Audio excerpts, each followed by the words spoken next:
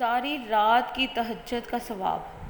सही मुस्लिम में है, सैयदना उस्मान बिन अफ़्फ़ान रज़ी अल्लाह अन्हु बयान करते हैं कि रसूल पाक सल्लल्लाहु अलैहि वसल्लम ने फरमाया, जिसने इशा की नमाज बाजमात पढ़ी उसे आधी रात तहज्जुद पढ़ने का सवाब मिलता है, और जिसने फ़जर भी बाजमात अदा की वो ऐसे ही है जैसे इसने सारी रात अल्लाह के हुज़ूर क़याम किया।